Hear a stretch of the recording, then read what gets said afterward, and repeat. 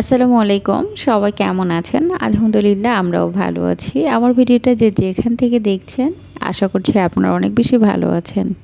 আর আজকে আমি ভিডিওটা সন্ধ্যা থেকেই শুরু করেছি। আমি সন্ধ্যার সময় বাজার করে নিয়ে এসেছি, নিয়ে এসে মাছটা ধুয়ে নিয়েছি। তারপরে শাকও কেটে রেখেছি রাতে, আবার ধনিয়া পাতাগুলোও কেটে রেখেছি আর বাহিরে একটু রেখে দিয়েছি। ধনিয়া পাতার মধ্যে পানি আছে, ফ্রিজে রেখে দিলে পচে যাবে, এই জন্য একটু শুকাইতে দিয়েছি। সকালবেলা পলিথিনে করে ফ্রিজে রেখে দিব। আর বাহির থেকে আসার সময় জিলাপি আনছি, আর এটা চিড়ার কি বলে আমি জানি না, চিড়া চিনি দিয়ে আর কি, সাথে দু একটা বাদাম আছে।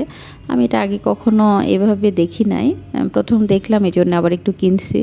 আর জিলাপি তো আমার পছন্দ, যদিও এখানকার জিলাপি তেমন একটা ভালো হয় না, তারপরেও কিনছিলাম। আর জিলাপিগুলো সব পটের মধ্যে ঢেলেও নিয়েছি, এদিকে চিড়ার এগুলোও ঢেলে নিলাম। এটা আমাদের ওইদিকে এভাবে বিক্রি করে না, কিন্তু এবার নতুন দেখছি এই জন্য কিনছি। আর এখানে দেখেন কয়েকটা বড়ই। আমি বড়ই আসলে ইচ্ছে করে কিনি নাই, আমি টক তেমন একটা পছন্দ করি না। আমি সিম কিনেছি, সেখানে 5 টাকা ফেরত দিতে পারে নাই, তখন বলছে যে আমি 5 টাকার আপনাকে বড়ই দিয়ে দিই। আমি বলছি ঠিক আছে দেন। সব কাজ শেষ করে নাস্তা খাওয়াই হয়নি। পরে রাতে একবারে মনে হয়েছে যে মুড়ি মেখে খাই, জাল পেঁয়াজ দিয়ে মুড়ি আর জিলাপি দিয়ে মুড়ি খেয়েছি। তখন রাত বাজে 11টা 20। সন্ধ্যা থেকে খাওয়াই হয় নাই। একা থাকলে আসলে এরকমই হয়, কোনো কিছুর টাইম থাকে না। আর 11টা 20 বাজছে, সেই সময় মুড়ি মাখায় খেয়েছি। আর পরদিন দুপুরবেলা আমি রান্না করেছি, আমার বড়পুরা আসবে, এই জন্য আমি দুপুরে রান্না বসিয়ে দিয়েছিলাম। আর সব কেটে বেছে নিয়েছি।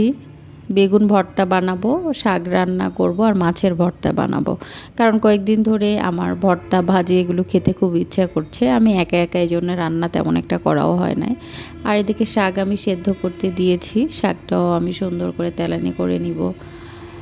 আসলে ভর্তা ভাজি একা খেতে আবার ইচ্ছে করে না, একার জন্যে ভর্তা বানাতে তো কষ্ট হয়, তরকারি রান্নার চেয়েও বেশি ঝামেলা হয়, কিন্তু আসলে একার জন্যে ভালো লাগে না। তারপরে আপুরা আসবে, এই জন্য তখন ভেবে নিলাম যে রাতের খাবার, ওরা তো রাতে এসে খাবে, এই জন্য ভাবছে যে রাতের খাবার ভর্তা ভাজি করি, এগুলোই তাহলে ভালো লাগবে খেতে।